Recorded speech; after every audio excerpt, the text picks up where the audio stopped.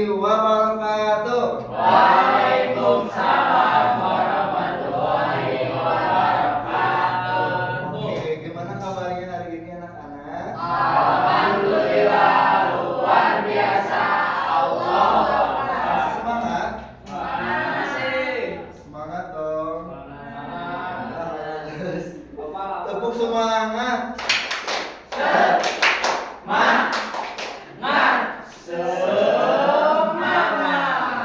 Sebelum belajar, alangkah baiknya kita berdoa terlebih dahulu. Siapa yang memimpin doa? Oke, ya, coba pimpin doa sebelum Sebelum kita belajar. belajar, baiknya kita berdoa permohonan menurut kepercayaan dan keyakinan yang masing-masing mulai. Amin. Amin. Jadi, sudah tahu sekarang kita mau belajar apa nih? Ya. Oke. Minggu kemarin kan kita belajar tentang apa? Cerita. Dongeng, ya. Nah, sebelum masuk ke pembelajaran, siapa yang hadir? Bungalan Pak sakit. Mencret. Oke, Gumelar sakit. Iya. Oke, kita doakan saja semoga dia bisa Amin. sembuh dan bisa kembali. Oke, sekarang kita mau belajar tentang cerita lagi nih. Kemarin kan kita belajar ya, siapa yang di sini yang suka mendengarkan sebuah cerita? Dunia Pak. Ya, cerita apa? Cerita cinta cerita Cerita ngobrol apa ya? Iya, cerita sebelum tidur gitu ya. Oke. Nah, kemarin kita sudah belajar tentang cerita rakyat. Nah, pengertian cerita rakyat, terus ada juga ciri objeknya atau intrinsik dalam cerita rakyat. Ada apa aja coba?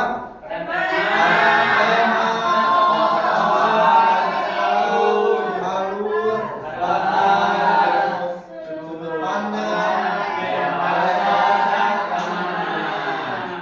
selain itu, di selain unsur intrinsik gitu ya, sebuah cerita rakyat itu terdiri dari ya, tiga urutan proses kejadian. Ada orientasi, Komplikasi, resolusi, kalau orientasi apa? Pengenalan, ya. Kalau komplikasi, munculnya konflik, ya. Terus resolusi apa?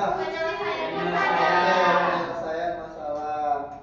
Nah, di sini juga ada contoh cerita rakyat, cerita bawang putih dan bawang merah, terus cerita Danau Toba dan cerita Mawin Kundang. Nah, kira-kira dari ketiga cerita ini kalian mau dengar cerita apa nih? Mau cerita bawang putih, Danau Toba atau Mawin Kundang? Oke, Danau Toba ya. Sekarang kalian simak cerita dari Bapak ya. Nanti Bapak akan ceritakan tentang cerita Danau Toba. Sudah siap menyimak? Siap. Di sebuah desa di wilayah Sumatera hidup seorang petani yang bernama Toba. Ia seorang petani yang rajin bekerja walaupun lahan pertaniannya tidak luas. Ia bisa mencukupi kebutuhannya dari hasil kerjanya yang tidak kenal lelah itu. Sebenarnya usianya sudah cukup untuk menikah, tetapi ia tetap memilih hidup sendirian. Di suatu pagi yang cerah, Toba akan pergi memancing ikan di sungai. Mudah-mudahan hari ini aku mendapat ikan yang banyak dan besar, kata Toba. Beberapa saat kemudian, setelah kailnya dilemparkan, kailnya bergoyang-goyang dan Toba segera menariknya. Lalu Toba bersorak setelah mendapatkan seekor ikan yang cukup besar. Ia takjub melihat warna sisik dari ikan tersebut karena warna sisiknya berwarna emas. Oke, Toba berkata, "Wah, ikan ini besar sekali." tidak menyangka aku bisa menangkapnya.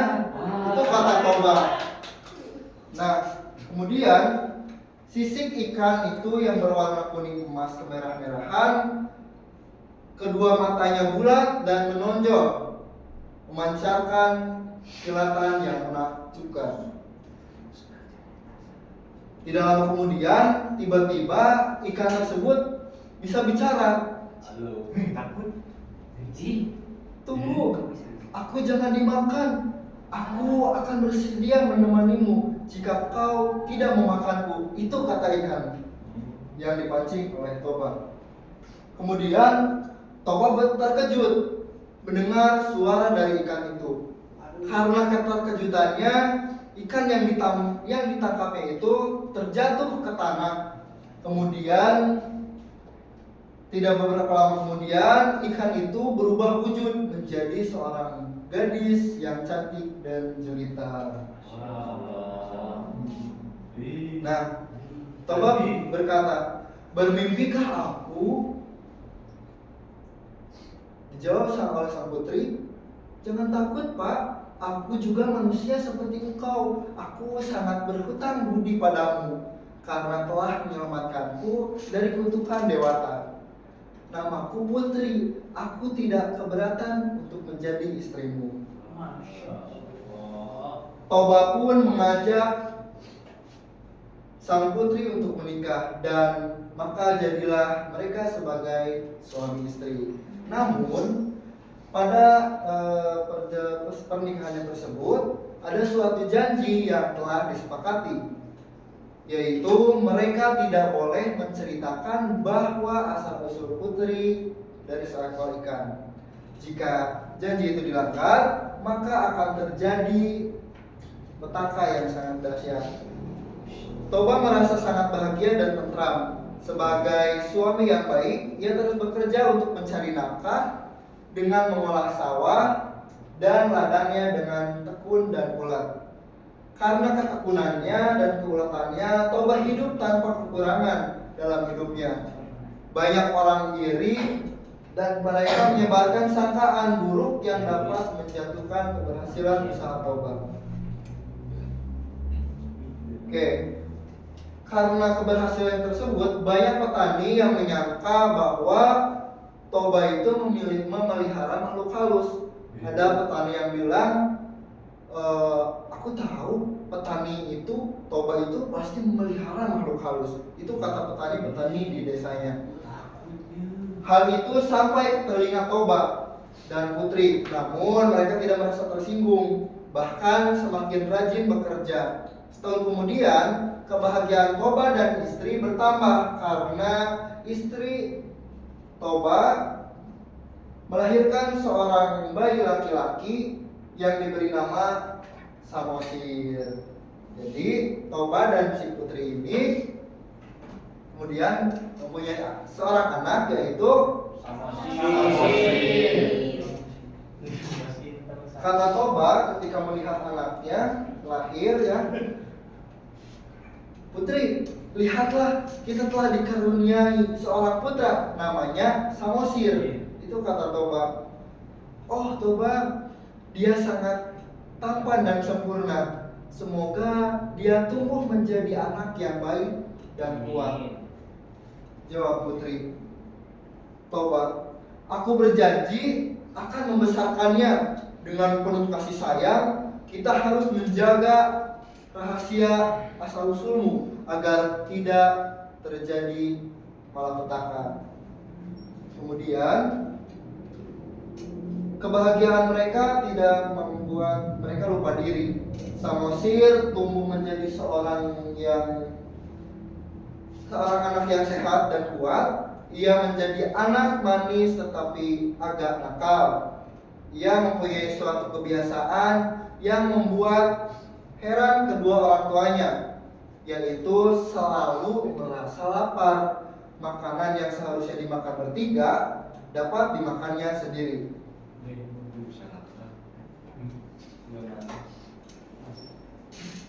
"Toba, lihatlah Samosir, dia sudah menghabiskan semua makanan kita." Dan jawab Toba, "Iya putri, dia memang anak yang rakus. Sepertinya kita perlu memasak lebih banyak makanan setiap hari. Samosir ngomong, tapi mama, aku sangat lapar, aku ingin makanan lagi. Itu kata Samosir. Kemudian ibunya berkata lagi, baiklah sayang, tapi kita harus belajar berbagi untuk tidak menghabiskan semuanya sendiri. Dan kita harus saling berbagi, anakku. Ya Samosir, makanan itu penting, tapi berbagi juga sama pentingnya, jawab Toba kembali. Nah, lama-kelamaan Samosir selalu membuat jengkel ayahnya. Jika disuruh membantu pekerjaan, ia selalu menolak. Istri petani selalu mengingatkan petani atau Toba agar bersabar atas ulah anak mereka. Ya, aku bersabar walau bagaimanapun dia itu anak kita, kata Toba. Syukurlah kau berpikiran seperti itu. Kau memang seorang suami dan ayah yang baik, kata seorang putri. Memang benar kata orang, kesabaran itu ada batasnya. Hal ini dialami oleh Toba. Pada suatu hari, Samosir mendapat tugas mengantarkan makanan dan minuman ke sawah di mana ayahnya sedang bekerja. Tetapi Samosir tidak memenuhi tugasnya. Toba menunggu kedatangannya sambil menahan haus dan lapar. Ia kemudian langsung pulang ke rumah. Dilihatnya Samosir sedang bermain bola. Toba menjadi marah sambil menjewer kuping anaknya. Anak tidak tahu diuntung, tidak tahu diri, dasar anak ikan. Itu kata Toba setelah melihat anaknya sedang bermain bola dan sambil menjewernya. Setelah Toba mengucapkan kata-kata tersebut, seketika itu anak dan istrinya hilang lenyap tanpa bekas dan jejak. Dari bekas injakan kakinya, tiba-tiba menyemburlah air yang sangat deras dan semakin deras. Desa Toba dan desa sekitarnya terendam air yang meluap sangat tinggi dan luas sehingga membentuk sebuah telaga. Terus, apa kata Toba setelah itu? Apa yang telah aku lakukan? Putri, Samosir, kembalilah, jangan tinggalkan aku. Tidak, tolong, jangan. Aku berjanji akan menjaga rahasia itu. Dan akhirnya membentuk sebuah danau. Danau itu akhirnya dikenal dengan nama Danau Toba.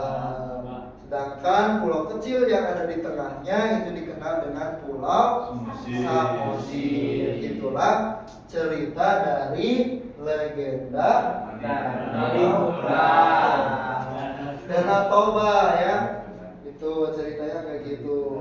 Nah, kira-kira setelah disimak oleh kalian, dalam cerita tadi ada tokoh siapa aja? Siapa yang tahu? Ya, Oke, ya. Ada ikan. Ikan. Ada Bapak Toba. Bapak Toba. Terus? Sama Samosir. Samosir anaknya. Bapak Toba. Iya, terus? Ada lagi? Ibunya Sama Samosir. ibunya. Oke, betul. Tepuk tangan untuk saya. Betul ya, ada ibunya, ada ikan, ada Toba dan anaknya Samosir. Terus tempatnya kira-kira ada di mana aja ya? Ada Pak, tahu. Oke, di mana? Di Sumatera Pak. Iya, di Sumatera. Terus di mana lagi tempat yang diceritakan tersebut? Ada di danau ya, ketika mancing ikan, terus Di di rumah, di sawah. sawah, Di iya, lapangan sama di lapangan bola. Oke, betul. Tepuk tangan untuk Henry. Oke, gitu ya. Sekarang Bapak akan menugaskan kalian. Sebelum mengerjakan tugas dari Bapak akan membagi kelompok kalian menjadi dua kelompok ya. Ini udah dua kelompok, kelompok laki-laki dan kelompok perempuan. Nah, silakan untuk setiap kelompoknya sudah bawa HP masing-masing. Berapa? Sekian button. yang ada di sini. Nanti kalian silakan kerjakan tugas yang ada di scanner ini. Ya, coba sudah di scan. Silakan kerjakan ya. Baik, Pak. Udah.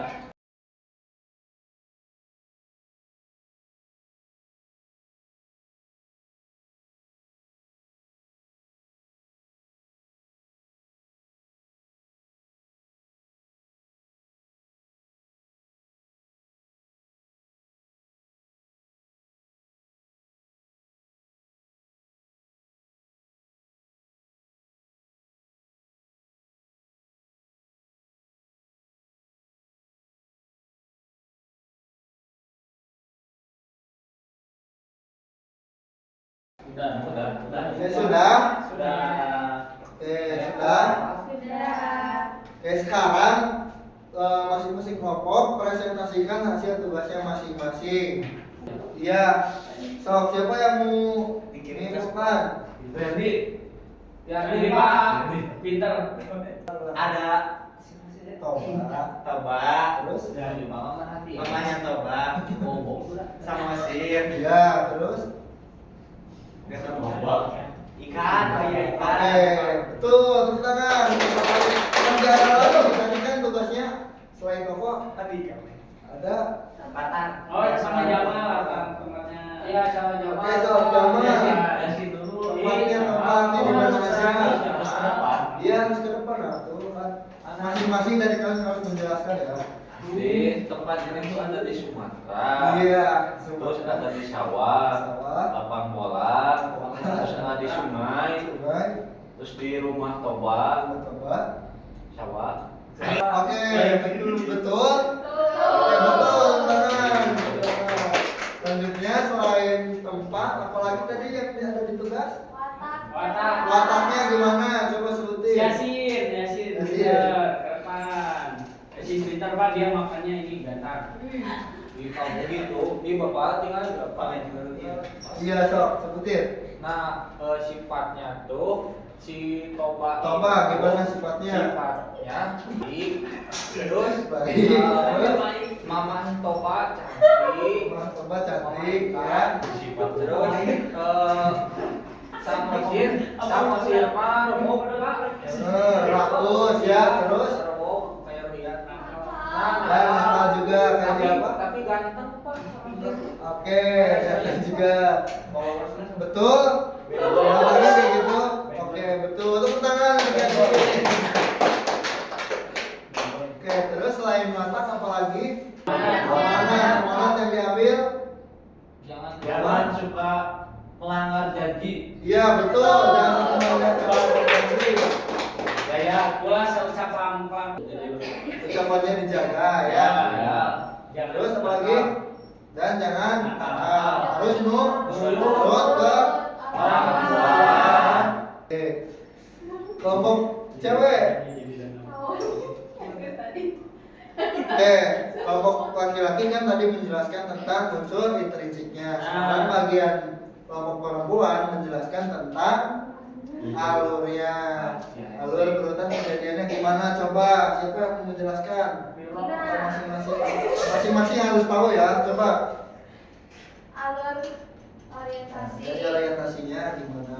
Orientasinya Toba akan mancing, terus dapat ikan, ternyata ikannya berubah menjadi perempuan, terus menikah. Nah, udah itu lahirlah seorang Samosir. Oke, itu orientasi. Kemudian Aplikasinya boleh sama siapa? Bill. setelah Samosir sudah besar, Jadi ganteng. kalau Samosir itu nakal, tidak nurut kepada ayahnya yaitu Toba, sehingga Toba mengeluarkan kata Kasar. kasar Ya. kepada Samosir. Ya, yang menjadikannya Lalu yang Ya, berubah dan hilang dan berubah menjadi sebuah danau. Itu komplikasinya. Terus resolusinya apa?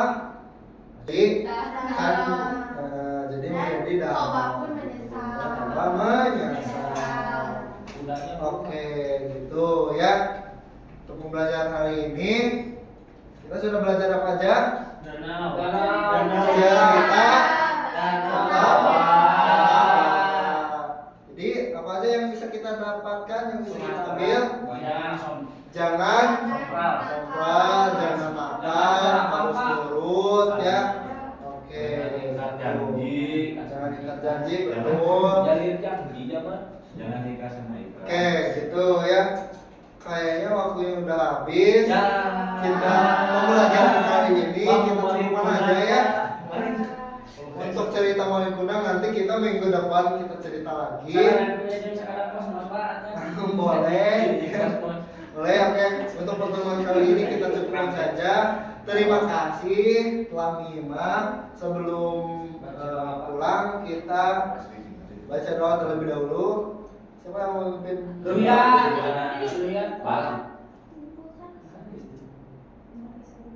Oke. Lihat Pak. Coba pimpin doa. Terima kasih Oke, teman-teman. Amin. Amin. Oke, cukup